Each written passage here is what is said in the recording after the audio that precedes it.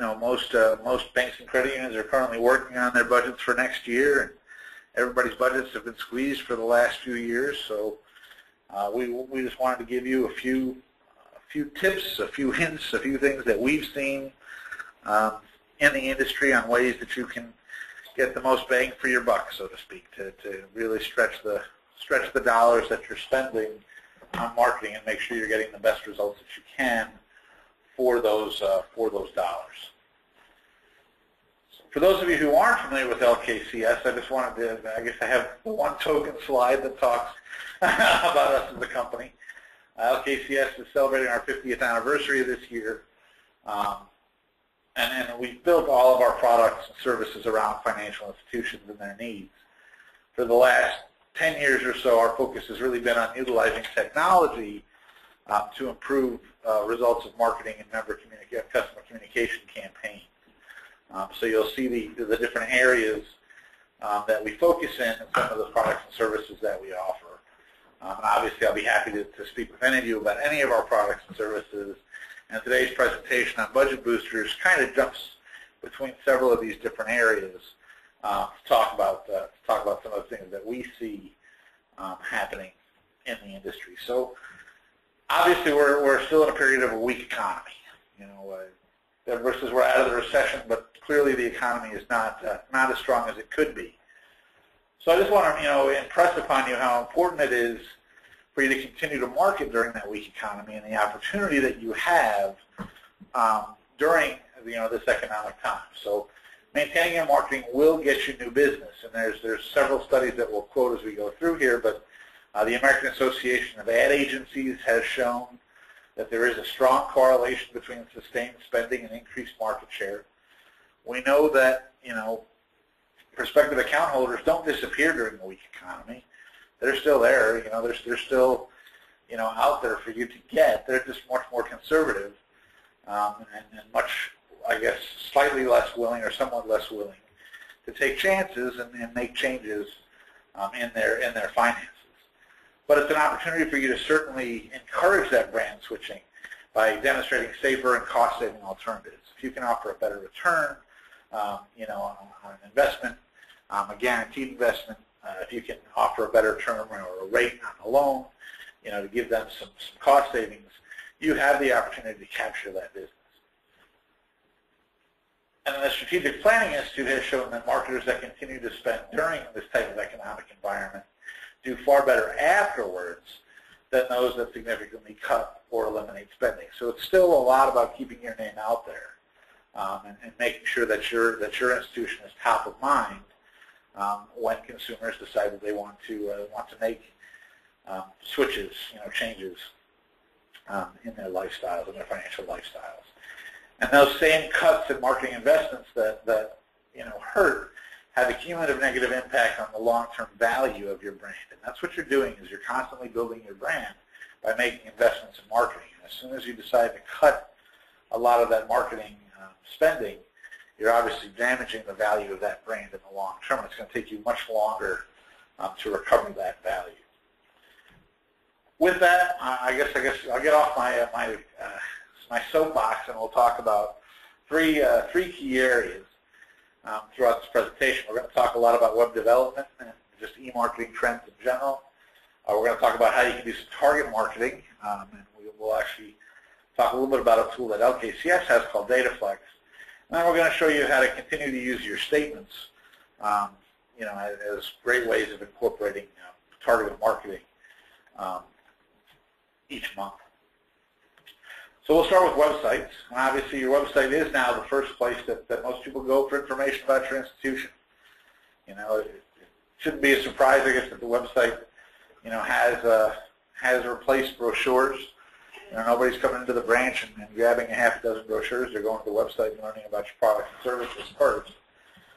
So the first point here is, regardless of your marketing campaigns and your marketing promotions, your effort needs to first focus on just keeping your site current. First, it's inexpensive. It's not going to cost you an enormous amount of money to make sure that all your products and services are up to date on the site and that you continue to maintain that information on the site. It's easy, especially if you do it regularly, because Obviously it's hard if you haven't touched your website for 5 years or 3 years, but if you do it on an ongoing basis and constantly review the information that's out there, it's much easier to keep it up to date. And remember that your account holders are certainly visiting regularly, so your opportunity to incorporate marketing, and we'll talk about that obviously a lot more, is there. They're visiting regularly, especially if your home banking login is on your home page.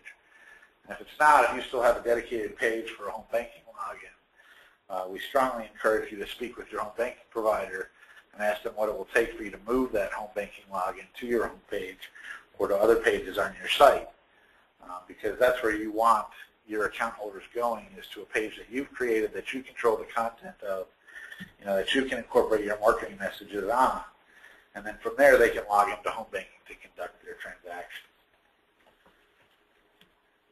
Your website content is the most important thing. It's more important than the design of the site, the functionality of the site. The content on the site is the most important thing. So obviously, you do have, a lot of your account holders and prospective account holders, for that matter, are checking your rates. So you need to update your rates. If you're not updating your rates on a regular basis, and we see a lot of websites out there that will show, rates as of 6 months ago, you need to do it. You need to do it regularly. And if you're still one of those institutions that doesn't have rates on your website, we need to talk. I think that's a critical component of any financial institution's website. And yes, there are people shopping for rates. And no, you don't need to list every rate on the site, but you can certainly list some as low as or as high as rates to pique people's interests and get them to use your calculators, get them to apply for your products and services. I mean, I can almost guarantee you, especially when you look at the younger account holders and potential account holders, that if you don't have rates on your site, they're just going to go to the next website in town that does have rates listed on the site. You update your product information, your marketing promotions, and again, those are extremely important. You want to make sure that your latest offers are put out on the website. You want to make sure that your latest products are put out on the website. You change a feature of a product, you want to make sure that you change that page on the website. You add a product, you add a page to the site. It's easy. We're going to talk.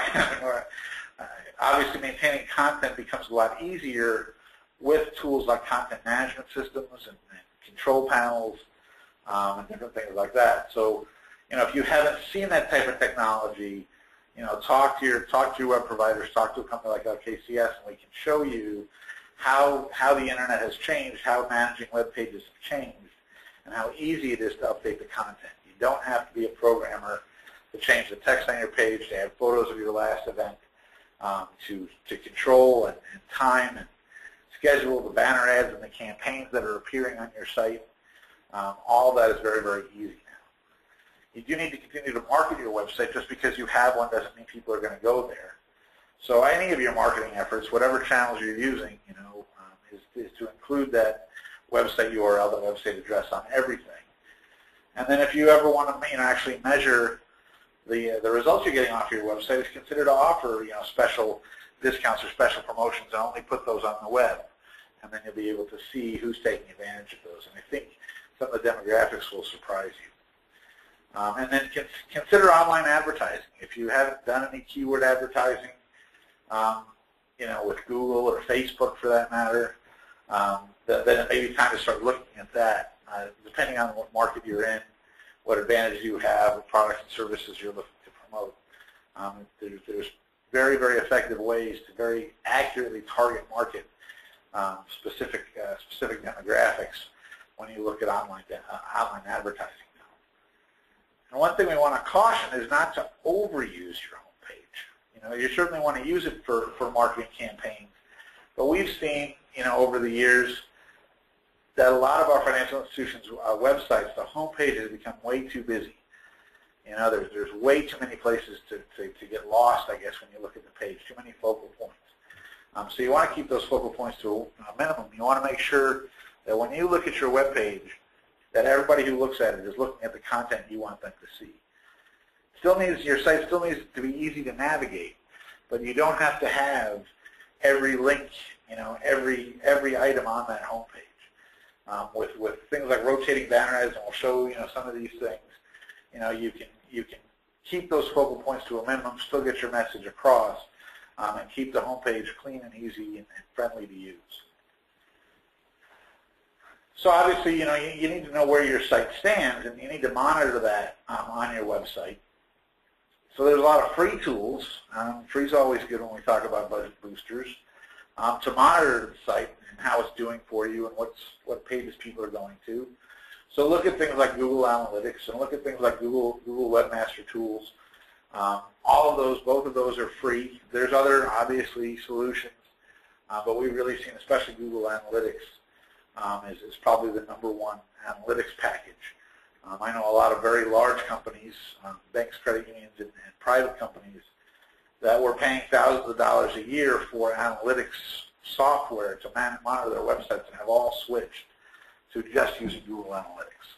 So it's just a matter of putting a little piece of code on any one of your web pages. Your webmaster certainly knows how to do it by now, and it gives you information such as the most active pages. Obviously, those are the pages that people are going to, and that's where you want to put your banner ads. It'll show you what search terms people are using to find your website, and then that's where you also consider obviously spending some money to move your listing up on those pages, with some keyword advertising, and then obviously make sure that you purchase terms around those, other similar terms that people would use. And do that. And then look at referrers.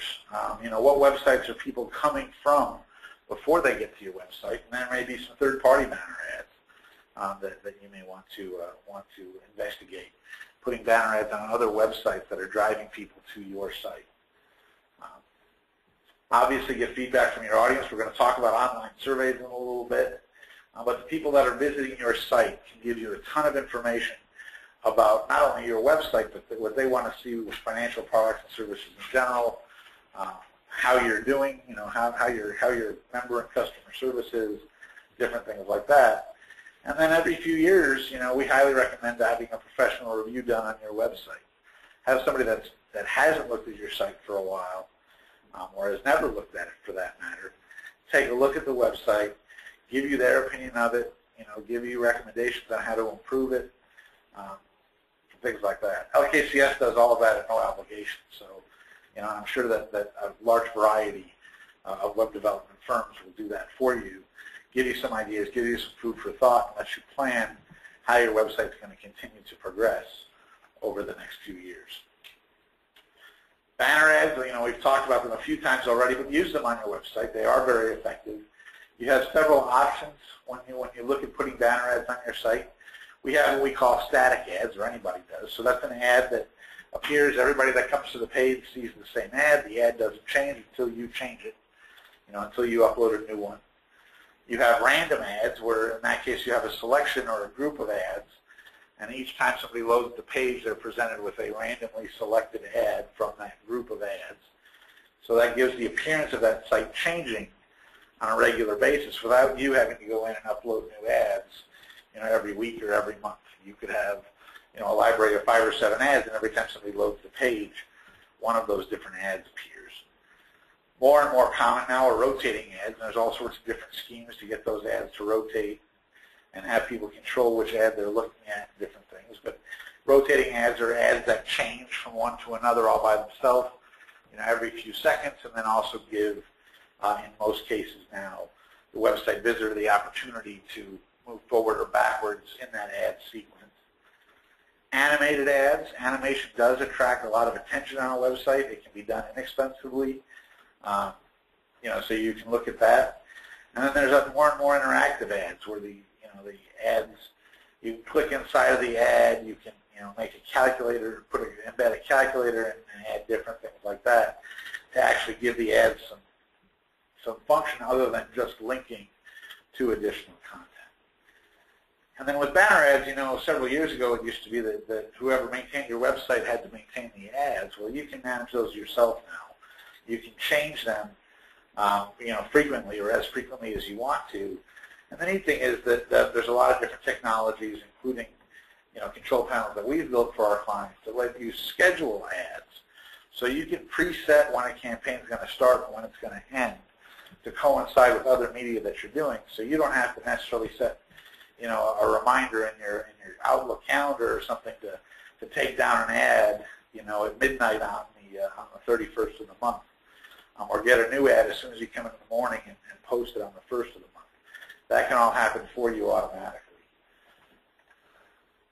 So here's just a few examples of banner ads that I've liked, that I've seen. The auto rate's lower than a bullfrog's knees. I mean, I guess I'm going to read that just because I thought it was really clever.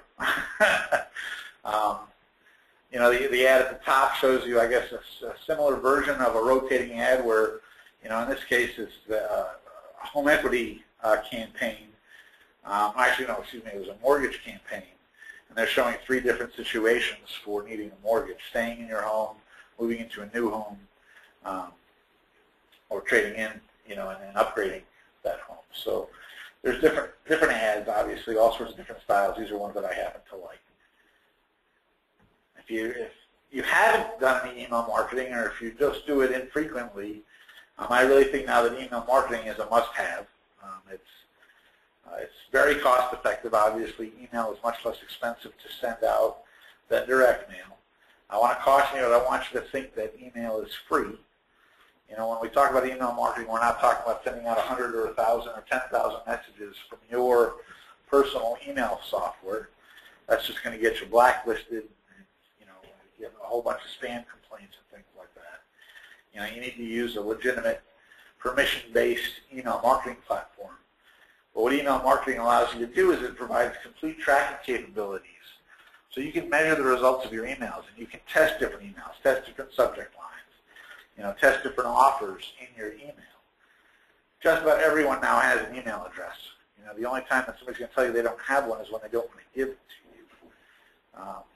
I'm pretty sure my grandmother has an email address now, although I don't know what it is.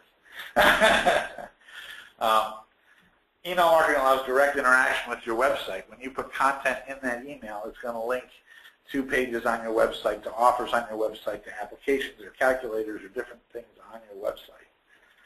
Email is immediate. There is no delay from the time you drop it to the time it gets delivered. It's delivered instantly.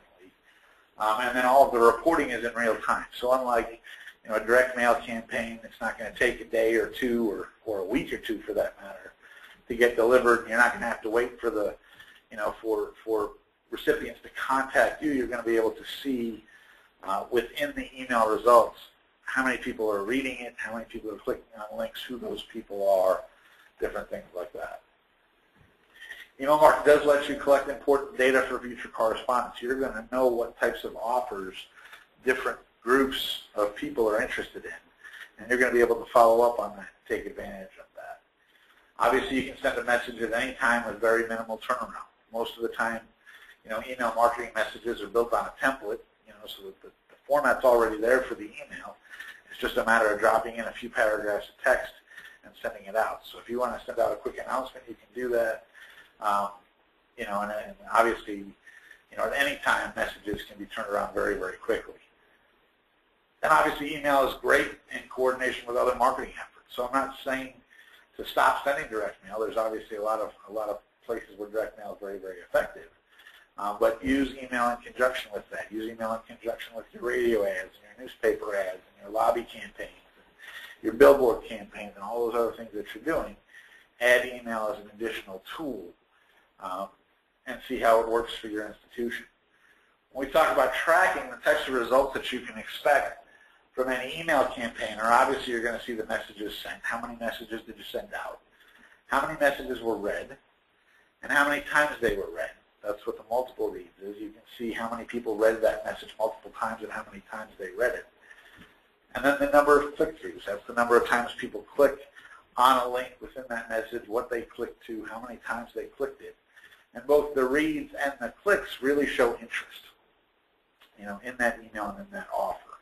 If you see multiple reads, that means that that the recipient's keeping it in their inbox. They haven't deleted the message. There's something in there that's piquing their interest, and it's making them hold on to that message, for longer than a few seconds.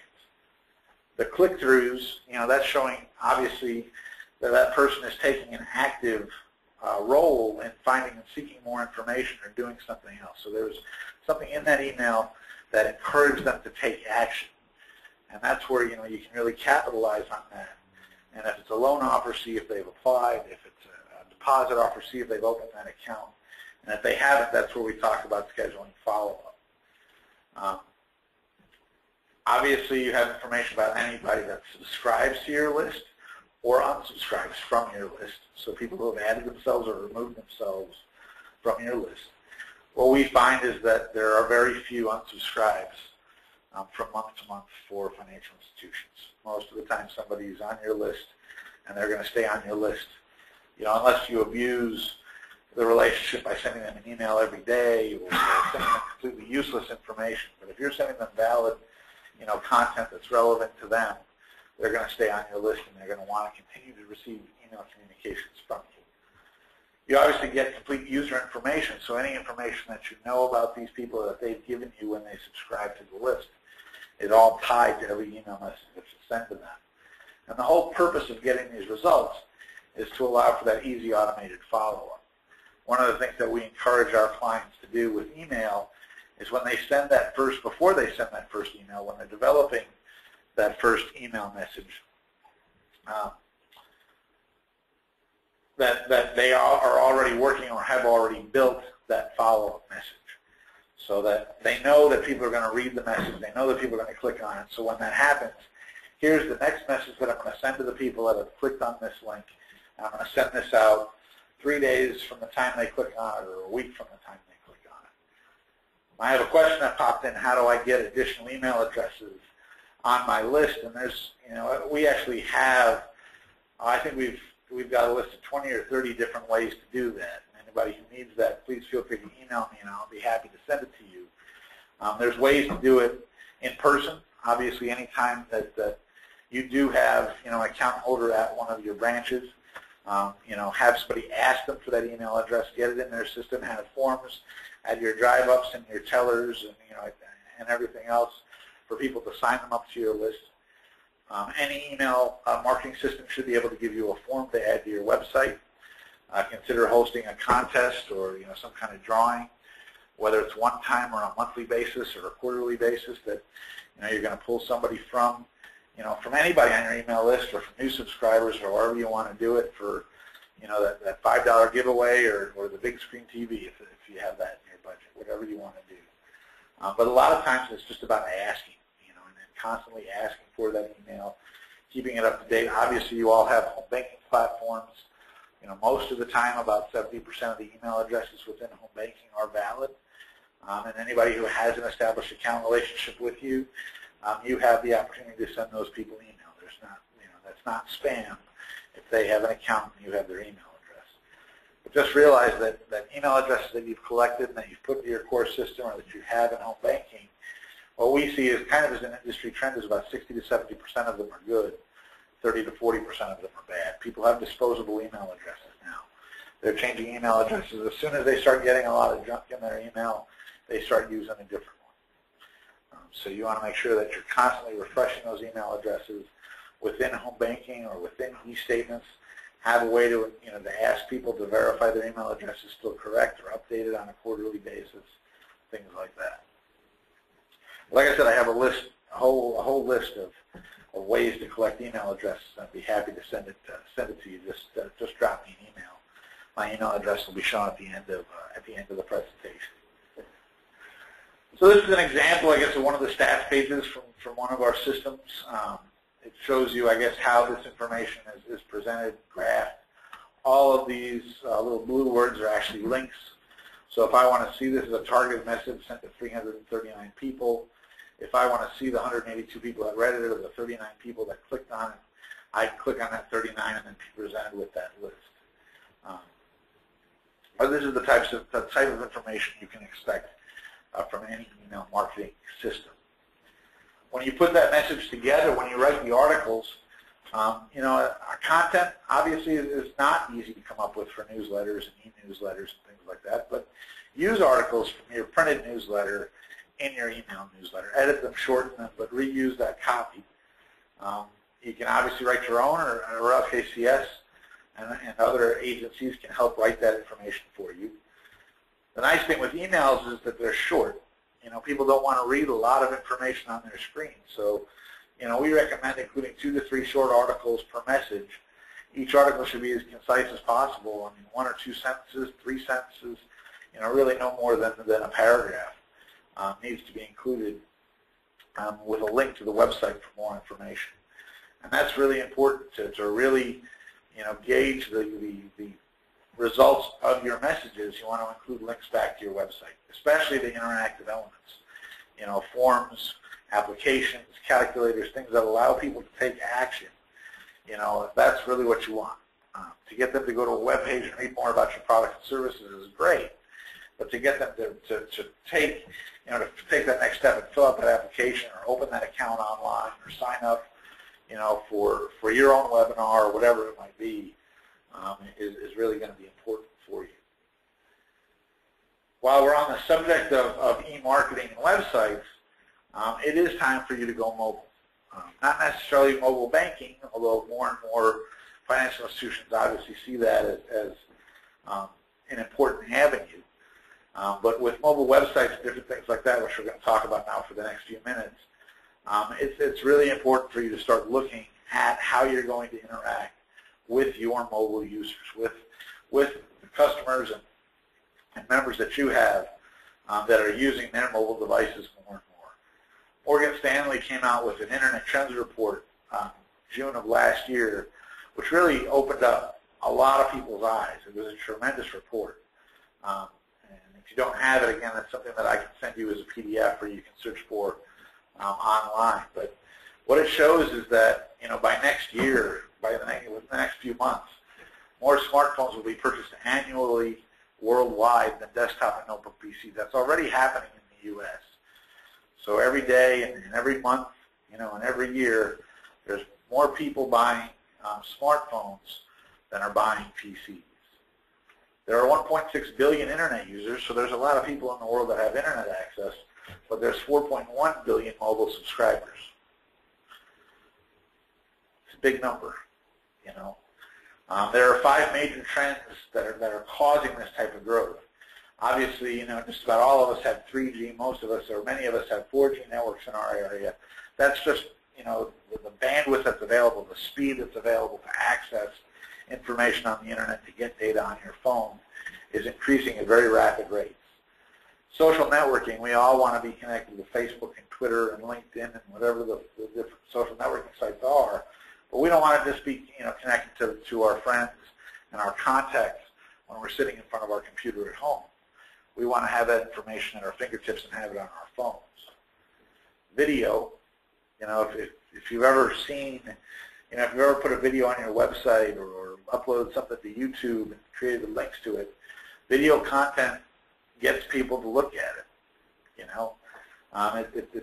It's amazing how much more appealing video is to some people than looking at a static web page. And you can view that video right on your mobile device. Voice over IP, so we can make those Skype phone calls across the world just over the internet, right from phones and iPads and different things like that. And obviously, just the mobile devices themselves are getting cooler and cooler and better and faster and less expensive at the same time. So just having that device, having that iPhone, having that iPad, having that Android, having a new BlackBerry is obviously important. The key finding, I think, in the report is that by 2015, which is not that far away, that more people will connect to the internet on mobile devices than on desktop PCs. And that's really revolutionary. So now we've got more people visiting our websites from their phones and their tablets than from their laptops and their desktop PCs. They're not doing it at their desk. They're doing it when they're watching TV. They're doing it when they're at the store shopping and they need to finance that washer and dryer or that new car, whatever it might be. They're going to pull you up on their phone, not on their computer. So when we talk about going mobile, there's a few different terms, obviously, that you've all heard and we want to tell you about. Obviously, there's mobile banking. And all that is taking your online banking and formatting it for a smaller screen and putting it onto a mobile device. Obviously, it's important. Your online banking providers have seen that Morgan Stanley, report. They understand the importance of you going mobile, and they have, obviously invested quite a bit of money developing their mobile banking platforms, and they're not afraid to charge for it, as you see. But you have two options. You can build a mobile website, or you can purchase a mobile app. The differences are pretty important. The mobile website, is taking your website content, or certainly some of your website content, and formatting it for a smaller device, for a phone. What we see with mobile websites, and what we recommend, is that it's essentially a subset of the content that you're putting on your full site. You don't necessarily need to put all of your information, what I call the brochureware. Doesn't necessarily need to be on that mobile site, but the key information needs to be there.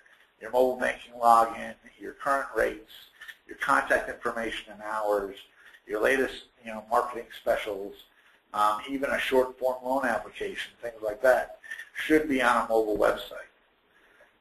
A mobile app is software that somebody has to download and install on their phone, and it's designed for a specific mobile operating system, right? So you have your iPhones, where you have to go to Apple iTunes and download and install it on your Apple phone. That same app doesn't work on an Android or a BlackBerry, so for the Android, you have to go to the app market, download, or the Android market, download the app specifically written for Android. And BlackBerry, you need to go to their market, download the app specifically for the BlackBerry.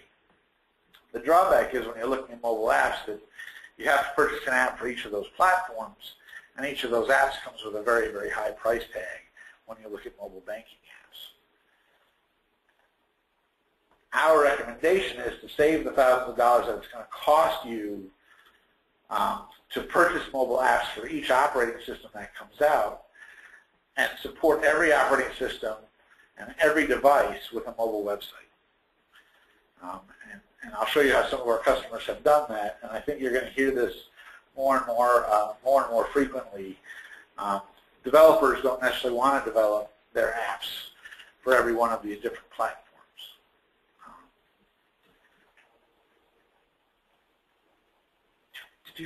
So these are a couple of samples of two little mobile websites formatted to fit a phone. I guess they're pretty similar, but you can see the types of content, how easy this would be to read and navigate, with a touch screen on a phone. Obviously, when you visit either one of these institutions' website, they look nothing like this. But the information is the same. It's just presented on a smaller screen than it is on the big site. And then when we talk about apps and mobile sites, the advantage, I guess, that everybody sees in the app is, well, we want the icon. We want our icon on their phone. The only way I can do that is with an app. Well, that's not true. The screenshot here of an iPhone, when this page loads, it actually pops up with the message to add Northstar to the phone. Tap below, and it'll add it to the home screen. We can do the same type of thing on Android. We can provide a little shortcut that allows you to embed, to add that little icon onto the phone, and all it is a shortcut to the website. So, look at little tricks like this, that add very little cost to developing that mobile website, provide a huge amount of value to you and to your account holders, because it's giving them an easy way to get to your site, and it's saving you the $5 or $10 or $15 or $20,000 that it's going to cost you for that mobile app. Here's another sample of a mobile website, comparing it to the full website for this institution, and you'll see how they incorporate the same banner ad, or the same marketing campaign right on their mobile site that they have on their main site, but again providing access to the key areas of content that mobile users are going to want to look for. And then for anybody that wants to go further, they do provide a link back to their full site. So those are the types of things that you can do with a mobile website for, a fraction of the cost of a mobile app, and obviously reach, that demographic of people with smartphones. By the way, the demographic of people is growing. It's no longer just young adults. The highest percentage of the last statistics that I saw, the highest percentage of age groups that were purchasing smartphones were people 30 to 45 years old. And I think even older than that. So, that, again, it's a perfect opportunity for a survey that we'll talk about, but find out from your account holders what percentage of them have smartphones. Talk to the cell phone resellers in your area. Go into the Verizon stores and the AT&T stores and ask them what percentage of phones they're selling today are smartphones versus standard cell phones. That number's over 50%. And it's everywhere. It's not just in the cities. In every small town, that number's over 50%. Another way that you got to consider interacting with your mobile users is to incorporate QR codes. QR codes are very, very inexpensive. A QR code is one of these 2D barcodes like you're seeing on the screen here. And all it is it's a barcode that embeds data such as a website address, a phone number, an email address, a calendar, things like that. There's all sorts of barcode and QR code scanners, apps, that are available for any mobile phone. So anybody with a phone, with a smartphone, will scan that QR code and launch that web page. They don't have to type that link in. So it works by somebody using that phone, pointing at the barcode. It decodes the code, and it brings them to the web page. People use QR codes, yes. There's a 1,200% increase just in the last 6 months. And you can see some of the percentages about who's using those QR codes. And like I said, QR codes themselves are very, very inexpensive. They do provide tracking. So similar to email, you're actually able to track how many people will use those QR codes daily, weekly, monthly, and what devices those people are using as well. So all that information is available from the QR codes. We recommend that you put them on everything. We do recommend that when you link that QR code to a web page, that web page is formatted specifically for mobile devices. And obviously to increase the results, similar to embedding a link in your email marketing messages, link to relevant content, to compelling content, to interactive features of your website from those QR codes. I mentioned it a couple of times already with surveys, but obviously if you're doing any type of surveys now, you can save an enormous amount of money by switching from paper surveys to electronic surveys. Online surveys give you the benefit that information is collected immediately. It's not like somebody has to mail that survey back to you. You don't have to key it in again. It's all done electronically. And you'll find that online surveys now deliver much higher response rates than traditional surveys. So if you're still used to sending out paper surveys, stop doing that and send your surveys out electronically. They're less expensive, they're more effective, and they're easier to implement. We'll talk about direct marketing for the next few minutes and how you can get how you can stretch your budget with campaigns, with direct mail campaigns, by really doing some effective target marketing. So obviously direct marketing, again, 10 years ago or even less than that, was broadcast marketing. You would send out the same piece of mail to your entire group of account holders. You were spending very little per piece of mail because you were producing that piece of mail in a high volume, but you were paying a very high cost per response because the results were so low. When we talk about direct marketing now, we're talking about one-to-one marketing. The best term I've heard is, when you send out a direct mail piece, you were happy to get a 1% response rate in the past. Well, I turn that around and like to ask, well, since when is a 99% failure rate acceptable? It's not anymore. We can get much higher response rates with effective direct mail. We reduce the quantity significantly by by targeting a very small population of people, but we get a much higher response rate. What that does mean is your cost per piece is higher. The total cost is lower, but the cost per piece is higher, and your cost per response is much lower. Digital printing and that type of technology is what enables that. There's no such thing as a press run. You know, when you talk about digital printing, there's no minimum quantity. You know, you don't have to put 5,000 or 10,000 pieces through a press. You can print 100 letters or 100 postcards. And I get that question all the time, and you can do it affordably. And those pieces can be heavily customized. We can personalize with a lot more than just the recipient's name when we look at a direct mail piece. So how do you target market? How do you hit that target? What information is available? Well, first, obviously, you need to start by looking at what information is in your core processing system. And then information is available from external sources that we'll talk about. But you collect that information, you look at what products you're wanting to promote with that direct mail campaign, and you then use the information that you have to define that target market and launch that campaign. And then you go back and you measure the results on that campaign and improve upon it for the next time. So if you don't have data that you need inside of your core processing system, you can append data to your information, to your lists. So you can take your member and customer lists and add data to it. And you can purchase prospect lists. So when we talk about, you know, we can target specific demographics, not only by zip codes and towns, but the distance around your branch. We can look at life stages of the different, you know, recipients of the direct mail campaign. We can look at income. We can look at credit, different things like that. So these list counts are always free. We can help you identify the target for your next direct mail campaign.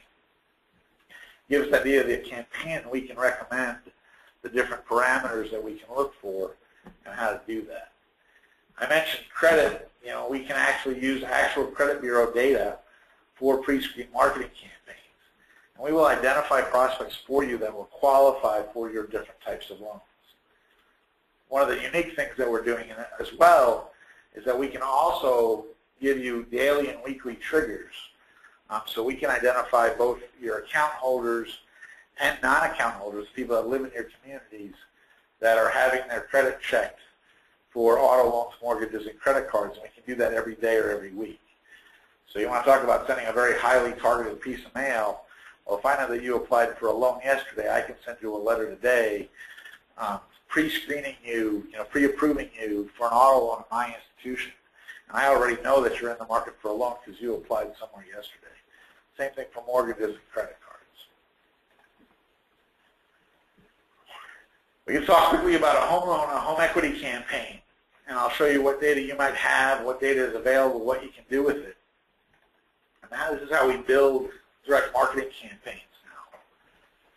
So the first question I'm going to look for is which of my account holders have or don't have a home equity loan.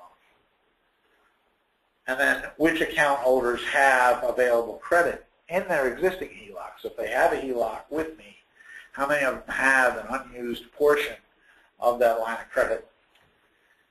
And then which of my account holders have an older mortgage, maybe in this, with home values today, maybe over 7 or 10 years, that have a significant amount of equity. So there's a couple of groups right there that I'm going to target with different home equity campaigns. If I don't have this information, there's a ton of information available publicly. This is all public information collected from county assessors' offices. So we can tell you which of your account holders, by just getting a name and address list, who owns their home and who rents. So renters, I can send out a first-time home buyers type of campaign. How much equity is left in their home currently, what their current mortgage amount is, what their home purchase price was, how long they've been in their home, loan to value. Obviously, we talked a little bit about creditworthiness, but we can get that information right from the credit bureaus, and then add the basic demographic information to it. So here's a couple of potential campaigns that we can run just from that list, just from those questions, the data that you have, and some of the data that we can add to it. But obviously, we can identify people that have available equity, identify your members and account holders with available equity and an open line of credit, and just send them a HELOC advance request coupon. Hey, did you know that you can use your HELOC to pay off your credit card debt, send your kid to college, buy a new car, whatever it might be. We can look at promoting home equity products to people that don't have a home equity loan with you, but have equity over, say, $30,000, and have credit, of a certain value.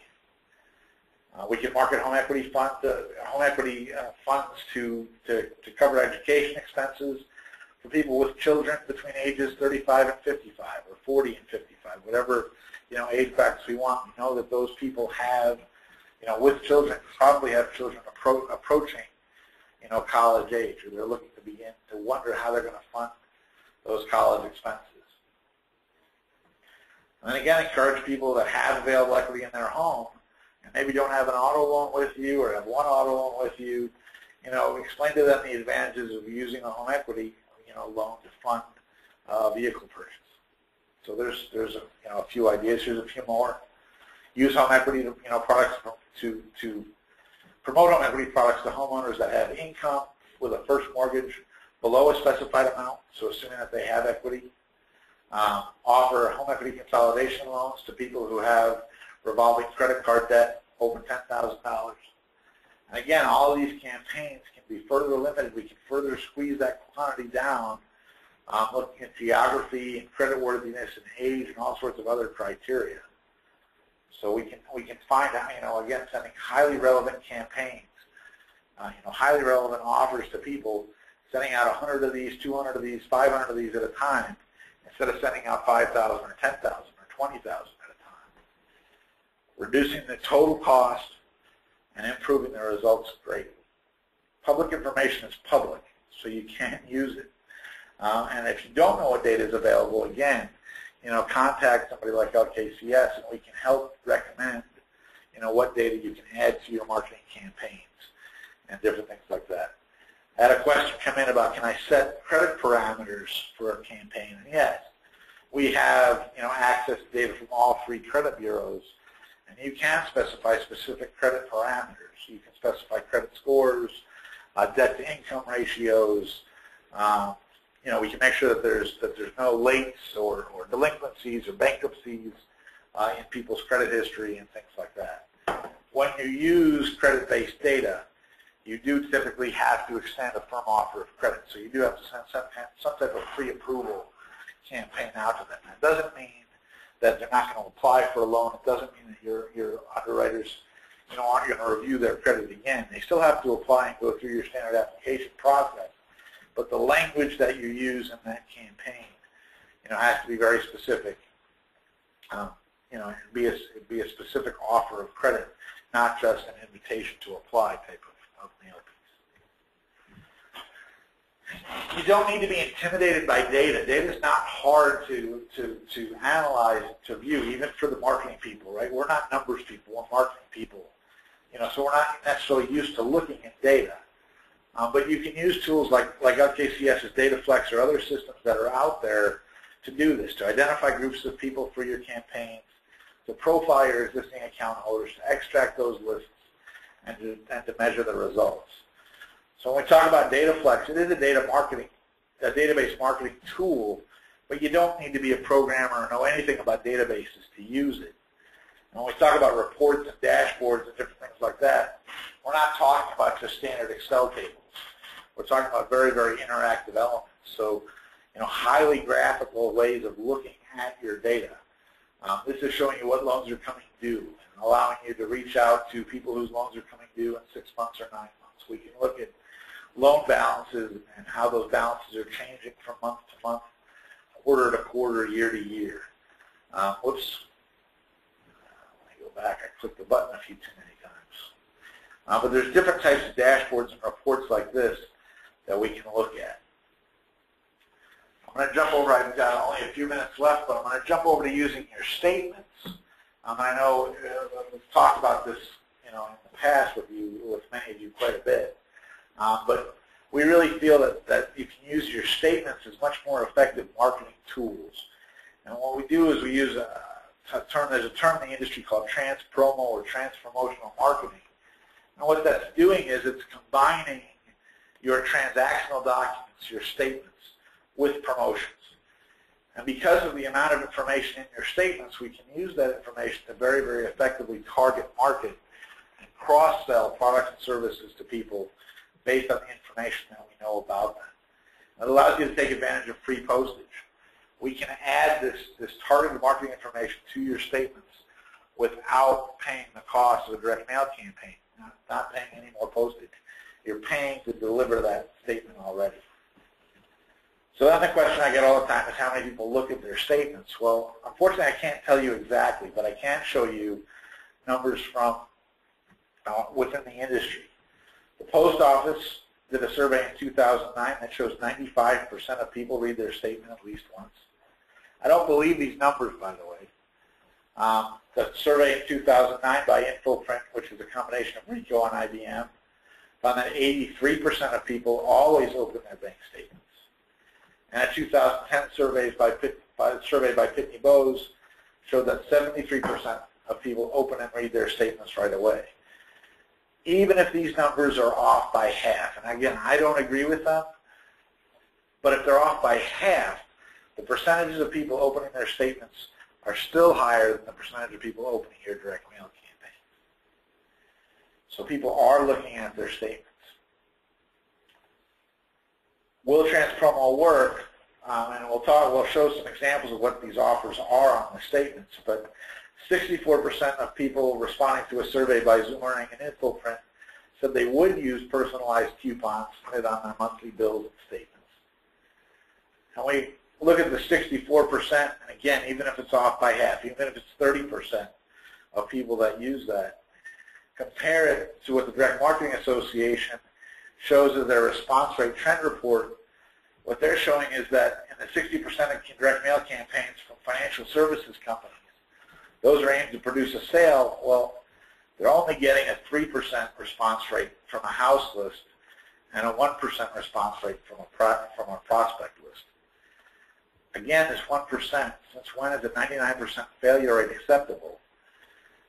I can hit 64% of the people receiving my statement may be interested in my offer, compared to 1% of the people that are receiving a direct mail campaign from me. What I'm saying here is that ads printed on your statements, marketing messages printed directly on your statements, are going to get read, and people are going to use them, and that's what we've seen with our customers. This is an example of the type of things that we're printing on statements, every month. We're printing ads directly on the statements. Sometimes they're forms. Sometimes they're small ads printed on the bottom of the statement. Sometimes, like the case on the right, this is a full-page ad. The recipient's name and information, or name and address information, appears above this on the statement, and this is sent out as the first page of the statement. This is a skip-and-pay letter that was sent out as the first page of the statement for one of our clients. You can send this type of campaign with your statement. This is the first page of the statement. It makes the statement a direct mail campaign. It allows you to deliver that campaign to your account holders and not pay any postage. Because you're paying the postage to deliver that statement anyway, why not use this type of thing? Use the statements for this type of offer. We use these all the time for pre-approvals, for referral campaigns, for skip-a-pay, for welcoming new account holders. The credit information that we talked about, we're working with a customer right now on using pre-screened credit information to send pre-screened auto loan and home equity offers and home loan offers to their account holders that qualify for them right on their statement. So now we're taking the statement from being a cost, and we're showing them that, here's 500 of your members that are pre-screened for a mortgage loan. If they close 5% of those loans, even 2% of those loans, they're just paid for that month's statement mailing directly as a result of the pre-screen offers they sent out with that statement. And obviously, you're driving more and more of your account holders to e-statements. We totally understand that, and we're on board with that. Just know that all of these trans-promotional techniques that you're doing with your printed statements come right over to the e-statements. And the cool thing with e-statements is color doesn't cost anymore. So these offers that we're including, and these coupons that we're including, and these statement letters that we're including on the printed statements in black and white, now bring on a life of their own. You can see obviously that the statement data is secondary to the colorful offers that are popping off of this page. You can't miss it when you get this when you see this e-statement. I went over a ton of information with you today. Thank you very much for your time. Obviously, this is my contact information, and as I said earlier, everybody will be receiving a copy of this presentation. I will stay online here for the next several minutes, so please feel free to type in any additional questions that you have, and I'd be happy to answer them as they came in. And note, here's one more use of a QR code. For any of you with smartphones, go ahead and scan that code, and you'll have the opportunity to save all of my contact information right in your phone. So the next time you have a marketing question, you can give me a call or shoot me an email. Thanks again. Like I said, I'll be here to answer any questions that you have.